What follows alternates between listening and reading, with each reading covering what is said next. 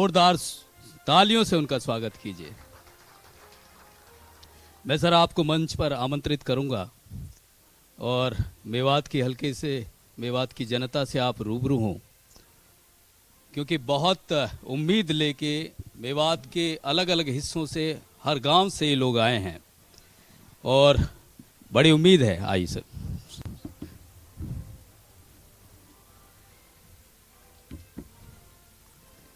जोरदार तालियां हो जाएं।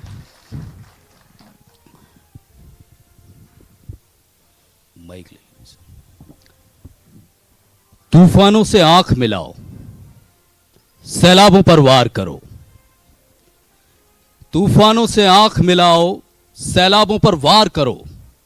मल्लाहों का चक्कर छोड़ो, तैर के दरिया पार करो। ये जो बात है ना सर, ऐसा लगता है मेवात पे सटीक बैठती है। यहाँ के लोग अपनी मेहनत से, अपनी हिम्मत से, ऐसा लगता है दिल्ली, चंडीगढ़, इनको ख्याल ही नहीं है। ऐसा लगता है ये कहीं और के लोग हैं।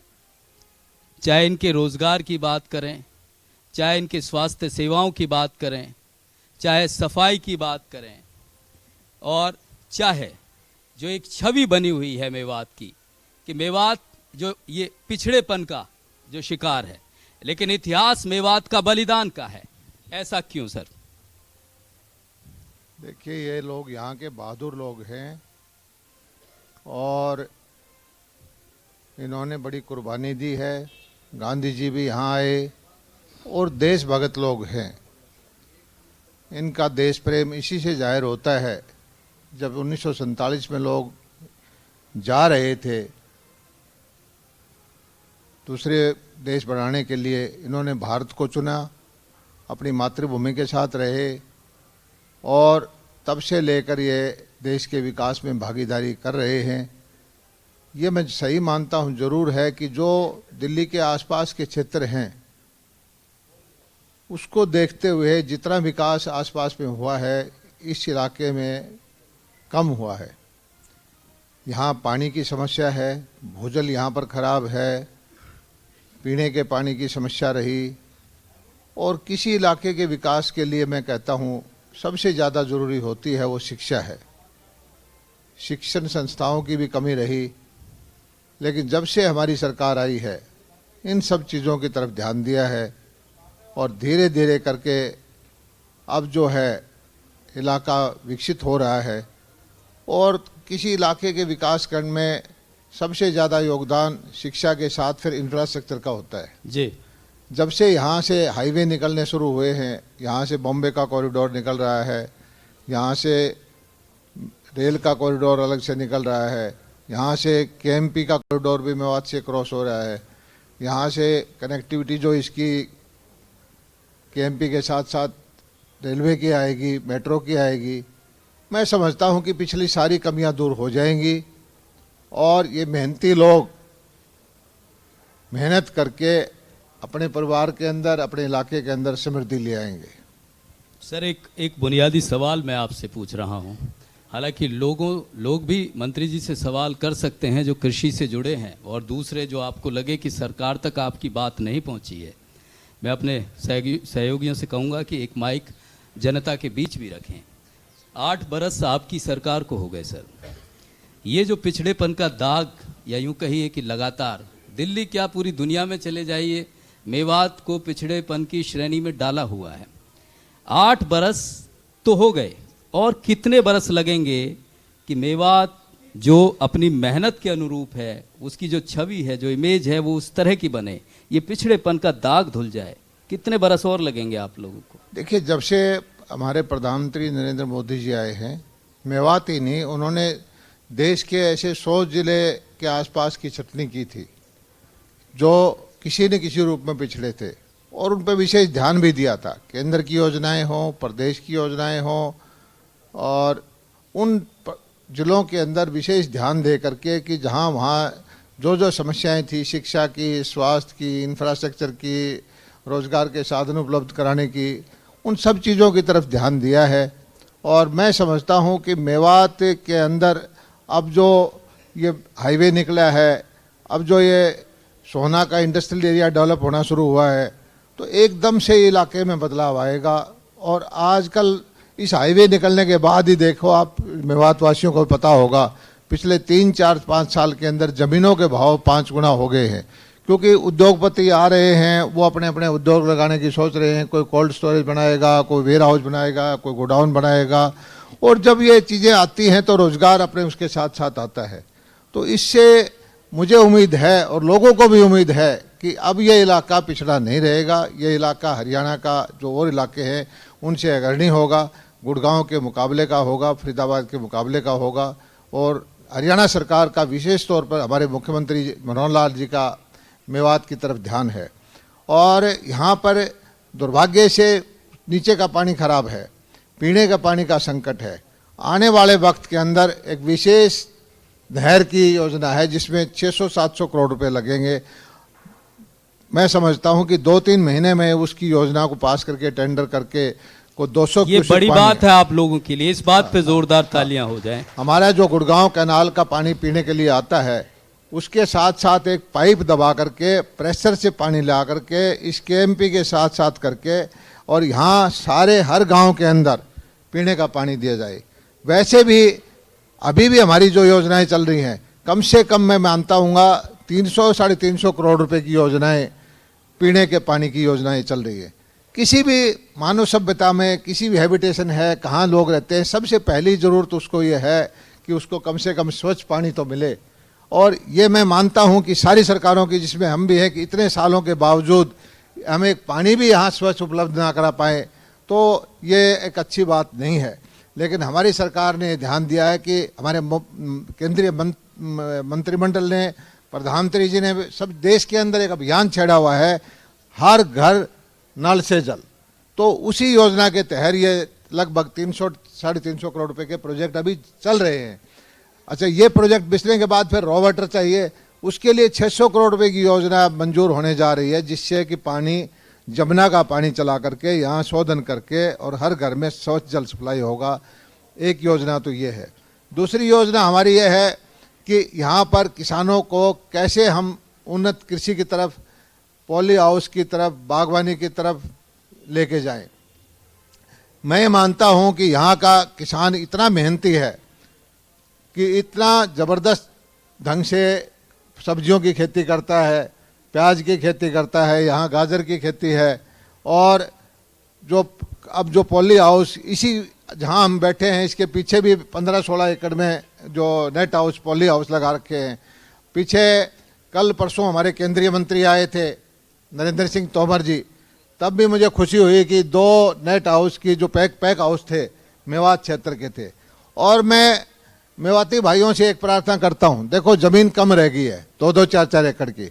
भारत सरकार की स्कीम है, हरियाणा सरकार की स्कीम है कि आप सामूहिक खेती करो, मिलके क्रॉप क्लस्टर बनाओ। 200 एकड़, 300 एकड़, 400 एकड़ का एक इकट्ठा क्लस्टर होगा, उसमें जो भी आपको सुविधा चाहिए, उसमें आपकी बार्गेनिंग पावर बढ़ेगी, आपको बीज सस्ता मिलेगा, आपको प्रोडक्ट सस्ता मिलेगा, आपको खाद सस्ती मिलेगी। और जब इकट्ठा प्रोडक्ट आप बेचते हैं तो ग्राहक जो है आपके खेत में चल के आएगा। आप बागवानी की, सब्जी की, मशरूम की, लेकिन जो भी सरकार खेती की तरफ से इस दिशा में क्या कुछ काम किया गया? क्या इन लोगों को बताया गया है इसके फायदे, सब्सिडी और कुछ चीजें ऐसी कि ये लोग उसकी तरफ निश्चित तौर पर जानकारी नहीं होगी शायद यहाँ? ना, जानकारी है सबको, ऐसा बात नहीं है। हमारे यहाँ डिस्ट्रिक्ट के हॉर्टिकल्चर ऑफिसर हैं, कृषि के ऑफिसर हैं यहाँ, और फिशरीज के यहाँ पर ऑफिसर हैं, और लोग इसका फ़ायदा भी उठा रहे हैं। अब जो है आपको जानकारी नहीं होगी कि मेवात हमारा जो है मछली पालन के अंदर पूरे हरियाणा के अंदर सबसे नंबर 1 पर है। ये जो सारा हमारा निकलता है नाला, इसके साथ साथ आप जाएंगे कभी ऊपर से हेलीकॉप्टर से देखेंगे तो तालाब बना रखे हैं। बहुत अच्छा मछली पालन का काम करके ये लोग कमा रहे हैं। मेवात का जो लोग हैं, मेरे भाई हैं, बहुत मेहनती कौम है, बहुत पसीना बहाते हैं। और मैं समझता हूं कि आने वाले वक्त जो है बिल्कुल ये इलाका, लेकिन जितनी मेहनत करते हैं मंत्री जी उतना मिलता नहीं है। नहीं, वो तो मैं मानता हूं कि दुनिया के अंदर ही किसान को, कृषि करने वाले को जितनी मेहनत करता है, जितना पसीना बहाता है, नहीं मिलता है। और हरियाणा के अंदर मैं कहता हूं कि जितनी किसान हितैषी नीतियां हम ला सकते हैं वो हम लेके आए हैं। हरियाणा जैसे? सरकार बाजरे की भावांतर भरपाई योजना देती है। पूरे देश में सबसे ज़्यादा फसलें हम खरीदते हैं। यहीं के मेवाती भाई मेरे पास आए थे, वो कहने लगे जी हमारी फसल खराब होगी, हमारे लिए कोई बीमा की योजना नहीं है। हरियाणा बागवानी विभाग अपनी तरफ से बीमा योजना लेके आए। 40,000 रुपये और 30,000 रुपये का बीमा 1,000 रुपये और 750 रुपये में विभाग की तरफ से होता है। बीज से लेकर के बाजार तक हम हैंड होल्डिंग करते हैं किसान को। अब यहाँ पर एक एक्सेलेंस सेंटर बनने जा रहा है 10 एकड़ में। उसमें क्या होगा कि पॉली हाउस में इनको सब्जियों के बीज आधे रेट पे देंगे। बीज ही अपना ले आए, उसकी पौध तैयार करके जो खर्चा लगेगा, आधा खर्चा सरकार का, 1 रुपये का खर्चा लगेगा तो 50 पैसे में इनको पौधा देंगे। हमारे जो हॉर्टिकल्चर के अफसर है खेत में जाके इनकी मदद करेंगे। बागवानी की जो स्कीम है, मल्चिंग की स्कीम है, जो फुहारा सिंचाई की स्कीम है, ड्रिप इरिगेशन की स्कीम है, टनल बनाने की स्कीम है, और जो पॉली हाउस और नेट हाउस की स्कीम है, उसमें भी हम 50% की, पहले 65 देते थे, आजकल 50% की सब्सिडी देते हैं। सब भाइयों से प्रार्थना है कि जिसका दिल करे वो इस स्कीम का लाभ उठाए। और मैं ये कहता हूं कि कोई अगर अधिकारी आपका सहयोग नहीं करता, मैं किसान का बेटा हूं, आप कभी भी मेरे घर आइए, मेरे दफ्तर आइए, और आपकी जो ज़रूरत होगी उसको मैं पूर्ति करूंगा। किसी को चिंता करने की ज़रूरत नहीं है। आप जो स्कीम है सरकार की, जो नीतियां हैं सरकार की, उनका लाभ उठाएं। ये बड़ा भरोसा दिया है आप लोगों को कि सीधे मंत्री जी के पास पहुंचिए, आपको कोई भी दिक्कत है। ये आपके बीच मंत्री जी का बड़ा वादा है। हमारे साथ मेवात की जनता है सर, आपसे रूबरू होना चाहती है। रिजवान पूछिए कि मैं एक बार और बताना एक चाहता बात हूं और कुछ कह रहे हैं कि आप। कृषि के अलावा, बागवानी के अलावा हमारा ध्यान जो है मछली पालन की तरफ है, हमारा ध्यान पशुपालन की तरफ है। पशुओं का हरियाणा के अंदर हम 100 रुपये में बीमा करते हैं। 80 रुपये, 80,000 की भैंस है या 70,000 की गाय है, 100 रुपये में बीमा करते हैं। आप बीमा करवाइए। छोटे किसान हैं, उन जिनके पास ज़मीन नहीं भी है, जिस तरह से किसान का किसान क्रेडिट कार्ड है, उसी तरह से बगैर ज़मीन को गिरवी रखे 1,60,000 रुपये तक की पूंजी हम बैंक से दिलवा रहे हैं उनको 4% ब्याज पे। क्योंकि आमतौर पर किसान साहूकार के चंगुल में फंस जाता है, सारी उम्र मेहनत करता है, उसका ब्याज 1.5 रुपये सैकड़े का, 2 रुपये सैकड़े महीना का ब्याज कभी पूर्ति नहीं कर पाता। हमने बैंकों को पूरा बाध्य किया है कि आप किसान को पैसा दें, और धीरे धीरे करके जो स्कीमें हैं इस तरह की, इनका लाभ उठाएं। किसानों की बीमारी आती है, मैं तो 3 साल से कृषि मंत्री हूँ, जितना संकट मैंने झेला है, मुंह खुर की बीमारी इसको रोका, इसमें टिड्डी हमारे इस टाइम में आई, गौमाता के अंदर लंपी स्किन आई, बर्ड फ्लू की बीमारी आई, किसान आंदोलन भी इसी में आया। सब चीज़ को झेलते झेलते एक चीज़ की खुशी है कि हरियाणा के किसान ने अपना पसीना बहा करके जितना अनाज का उत्पादन किया है, ये और सालों से ज़्यादा है। किसान आंदोलन तो फिर आ रहा है, मंत्री जी कह रहे हैं 24 को सब जाम कर देंगे। वो कुछ लोगों को इस तरह की गतिविधियों में मजा आता है। ये जो कुछ लोग हैं वो किसान हैं या कुछ लोग हैं? मैं क्या बताऊं, आम किसानों में हम रहते हैं। कल भी परसों भी हमने किसानों के कार्यक्रम किया था। यहाँ बैठे हुए भी 80% लोग किसान ही हैं, ये कमा के खाने वाले लोग हैं। लेकिन एक वर्ग ऐसा भी है जो किसान के नाम पर राजनीति करता है, उनको कुर्सी चाहिए और उन्होंने अपनी पार्टी बना रखी है। और जो नहीं, आप कृषि कानून थोपते हैं, राजनीति कहाँ? हमने वो कोई अपनी चीज तो- थोपी नहीं, और जो थोपा था वो भलाई के लिए किया था। कोई ऐसा काम नहीं करते कि किसान को नुकसान हो। हमने ये कहा था कि किसान का खरीदार एक से ज़्यादा होंगे। अब एक मंडी है, मंडी के अंदर टैक्स है, मंडी के अंदर 18 गांव है, उससे बाहर आप कोई भी दूसरा आदमी ग्राहक नहीं हो सकता। अगर एक वहाँ पर 10 ग्राहक हो जाएं तो किसान को फ़ायदा होता है, किसान को नुकसान नहीं होता। लेकिन देश हित में कई बार पीछे कदम उठाने पड़ते हैं। जो लोग इस तरह के आंदोलन करते हैं, उनको राजनीति में उनको हक है करने का, लेकिन आम किसानों को मैं नमन करता हूं। इस आंदोलन के बाद आप पंजाब का रिजल्ट देखिए, इस आंदोलन के बाद उत्तर प्रदेश का रिजल्ट देखिए। देश के पंजाब का रिजल्ट तो आपके खिलाफ गया मंत्री जी। लेकिन जो आंदोलनकारी थे उनकी जमानतें जब्त हुई। हम ये नहीं कहते कि सारी जनता हमारे साथ ही होगी। जो आंदोलनकारी थे उन्होंने पार्टी बनाई, उनको 1% वोट नहीं मिला था। और जो पंजाब की आम आदमी पार्टी थी, झूठे वादे करने वाले थे। मैं तो एक अभी भी उपचुनाव हुआ था आदमपुर के अंदर, आप उसमें मुझे मिले थे। हवाई जहाज लेके पंजाब के मुख्यमंत्री को आए, हवाई जहाज लेके केजरीवाल जी आए, झूठे वायदे किए।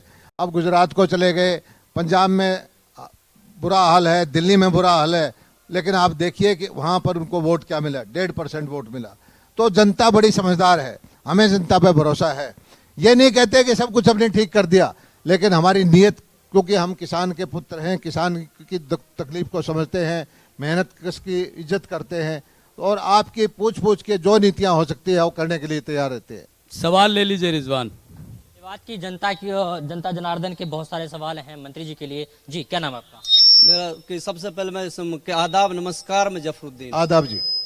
मैं सबसे पहले मंत्री जी से पूछना चाहता हूं कि स्टेज पे आके तो कोई भी आदमी आके कुछ भी बोल देता है, लेकिन यहाँ जो है ना जमीनी स्तर पे कुछ नहीं है। जो कहा जाए किसान जो क्रेडिट की बात की जाए या पशु क्रेडिट की बात की जाए, तो बैंक वाले जो है ना ग्रामीण लोगों को आने भी नहीं देते। वो तो ये तो बस वैसे हवाई में बातें होती हैं। इस तरीके से ना तो इनको किसान क्रेडिट कार्ड दिया जाता है, ना पशु क्रेडिट कार्ड दिया जाता है, ना इसकी इंश्योरेंस जो है ना अपनी बात ये तो ये राजनीतिक बात होगी भैया। मेरे पास डाटा है, मेवात के अंदर जो है लाखों किसान क्रेडिट कार्ड हैं, आप दिक्कत करोड़ों कहाँ रुपए हुई लोगों वो को बताइए मिले ना। हुए हैं। ऐसा ये तो भाषण देने वाली बात है। कोई विशेष समस्या किसी की है तो बताइए। सर एक सवाल और। जी, क्या नाम है आपका? मेरा नाम सर परवेज है। आदरणीय मान सम्मान के योग्य मेरे कृषि मंत्री जो हमारे इलाके में आए हैं, मैं तहे दिल से धन्यवाद करता हूं। सर मेन चीज़ ये है, मैं एसपी साहब से भी कहना चाहता हूं, जो हमारे इलाके में नशाखोरी चल रही है, सबसे पहले इस पे लगाम लगाया जाए। जो ये किसानों के इंजन जमे हुए हैं, महीना महीना तक इंजन जमते हैं, सरसों में पानी चलता है, वो नशाखोरी वाले बच्चे हेडों को ले जाते हैं, इंजनों को ले जाते हैं, पंखों को ले जाते हैं, पाइपों को ले जाते हैं। और सर एक मैं अपने पंच सरपंचों से खास तौर अपील कर रहा हूं कि अपने गांव में झगड़ा मत होने दो भाई। जब झगड़ा होएगा तो फसल भी सारी उस झगड़े में लग जाएगी। 307 बढ़ जानी चाहिए भाई, 550 बढ़ सिरसों लग जावे।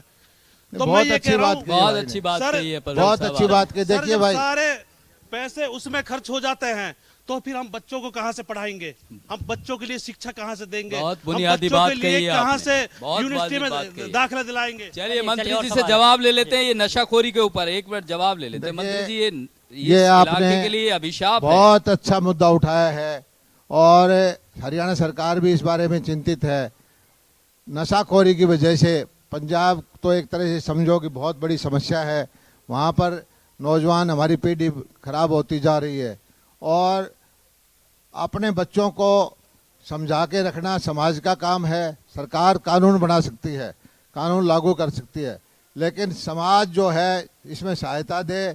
अब सामाजिक संगठन एक हों, नशा कोई आता है, अगर पुलिस के बारे में कोई शिकायत है तो हमें शिकायत करें। कानून अपना काम नहीं कर रहा तो हमें बताएं, लेकिन सामाजिक संगठन, पंचायतें, चुने हुए प्रतिनिधि वो वही एक तो कह रहे होकर हैं, के हम पुलिस काम को करें। जिस तरह से सख्ती या लगाम लगानी चाहिए उसकी कमी है। हाँ, कहीं पर भी जहाँ हमारी इसमें आएगी, सरकार भी इसमें सहयोग करेगी, हम आप लोग भी सहयोग करो। और ये चिंता का विषय है कि नई पीढ़ी अब जो नशे की तरफ जा रही है, इसके बारे में हम सबको मिलकर के चिंता करनी चाहिए। सरकार भी इस बारे में चिंतित है। चलिए एक और सवाल ले लेते हैं रिजवान। इनका क्या सवाल है? जी, क्या नाम है आपका? मेरा नाम मनोज कुमार है जी। जी, क्या सवाल है मंत्री जी से? मंत्री जी से मैं ये कहना चाहता हूँ जी, जो एडमिनिस्ट्रेशन स्कीम बना रहे हैं बहुत उचित और अच्छी बना रहे हैं, और मंत्री जी और मंत्रालय उसको इम्प्लीमेंट करा रहा है, वो बहुत अच्छा करा रहा है। लेकिन जो डिपार्टमेंट है, मैं जेन्युइनली बता रहा हूँ जी, ये वैसे नहीं कह रहा मैं किसी पार्टीबाजी के थ्रू, जेन्युइनली लोगों तक स्कीम पहुँच नहीं रही है। ये पोली हाउस की हो, मत्स्य पालन की हो, ऑर्गेनिक खेती की हो, मशरूम कल्टीवेशन हो, कोई भी हो, उसमें सीधा मंत्री जी ये हो रहा है कि मान लो मैं डिपार्टमेंट में लगा हुआ हूँ, तो मेरे कुछ चंद आदमी होंगे 2-4%, पोली हाउस लगाएंगे तो वो लगाएंगे, मत्स्य पालन करेंगे तो वो करेंगे। यहाँ इतने लोग बैठे, आप सर्वे करवा के देख लीजिए। अगर 3% को भी ये पता हो कि ये स्कीम कैसे इंप्लीमेंट होगी, मैं मत्स्य पालन करना चाहता हूँ, मुझे कितनी सब्सिडी मिलेगी, या मेरे खेत में नुकसान हो गया तो ऐसे मिलेगा, या मैं मान लो ऑर्गेनिक खेती करता हूँ तो मुझे मार्केट कहाँ से मिलेगी, या मार्केट देंगे कि नहीं देंगे, डेयरी फार्मिंग में करना चाहता जवाब हूँ। ले लेते हैं। सरपंच साहब बड़ा वाजिब सा सवाल उठाया। ये मंत्री जी कुछ ये सही है कि कहीं कहीं लोगों तक ये स्कीम सरकार की होती नहीं पहुंच पाती। मैं तो ये आपकी एक चीज़ आपके ऊपर छोड़ देता हूं। आप अपने एक सबसे अच्छा बागवानी का किसान, एक सबसे अच्छा मछली पालन का किसान, एक सबसे अच्छा भेड़ बकरी पालने का किसान, एक सबसे अच्छा पशुपालन का किसान और वह खेती का किसान, 5-6 आदमी की कमेटी बनाओ और मेरे से हर महीने मीटिंग करो। मैं आपके पास आ जाऊंगा, सारी स्कीम आपको दूंगा और कोई भी अधिकारी आपको लगे कि आपको सहयोग नहीं कर रहा है, उसको अधिकारी को का इलाज करना मेरा जो काम है। सरकार की नीतियों का लाभ आप तक पहुंचेगा। आप खुद बना के आप सारे अपने मेवात के 5-6 भाइयों की कमेटी बना दो और जब चाहो मेरे घर में आओ, जब चाहो मेरे दफ्तर में आओ और जो जो आपको चीज़ जानकारी चाहिए, जो आपको सहायता नहीं मिल रही, जो अधिकारी आपको सहायता में उसमें स्कीम में योजनाओं में सहयोग नहीं कर रहा, आप करो, आप आओ। मैं आपके लिए, मैं खुद किसान हूँ और मैं चाहता हूँ कि मेरा मेवात भी बदले, मेरा हरियाणा भी बदले और कृषि बदले और कृषि का मान सम्मान हो और लोग इज्जत से रोटी कमा के खाएं। देखिए, ये प्रशंसा के लिए नहीं कह रहे, निश्चित रूप से कृषि मंत्री जी की कई बार ऐसे जो मंच हैं उन पर बात हुई, इनकी गंभीरता होती है और सच में कंसर्न होता है कि किसान आगे और बढ़े। मैं आपको एक जानकारी और देना चाहता हूँ, जब से मैं कृषि मंत्री बना तो हमारे यहाँ मछली पालन थोड़ा सा ढीला हो गया था।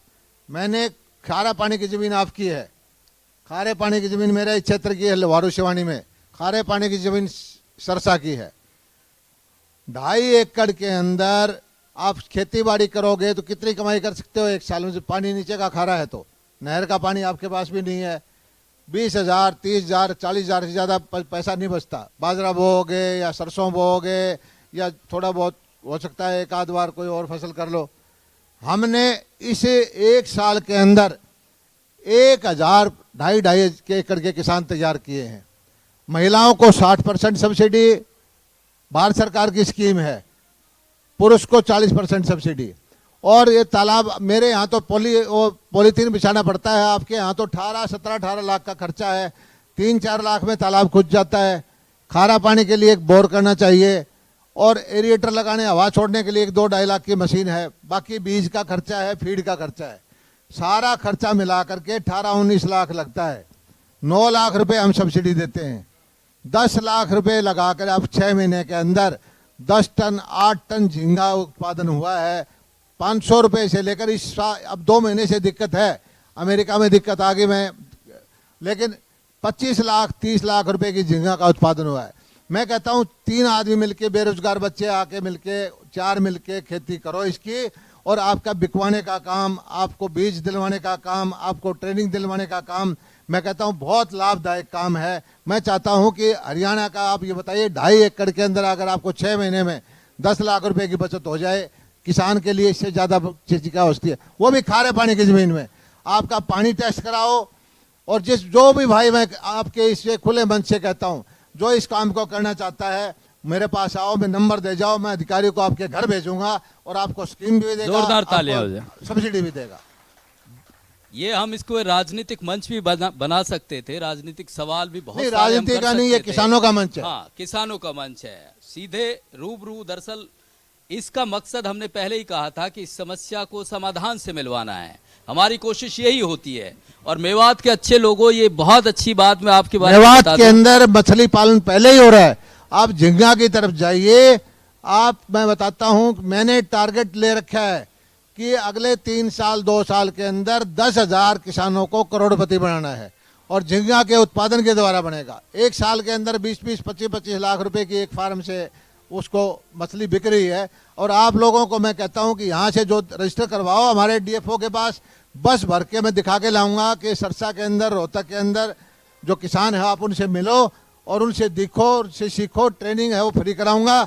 और उसके बाद जो आपकी ज़मीन है, छोटी छोटी जोत है, 2.5-3 एकड़ की जोत है, वो उसके खुदाई करके झींगा के उत्पादन की तरफ ध्यान दें, पानी टेस्ट कराएं, मिट्टी टेस्ट कराएं और उसके बाद ये काम करें। सब्सिडी आपको देने की मेरी जिम्मेवारी है। किसी भी तरह का भ्रष्टाचार हो, मैं जिम्मेवारी लेता हूं, अगर कोई भी आपके साथ बेईमानी कर जाए तो।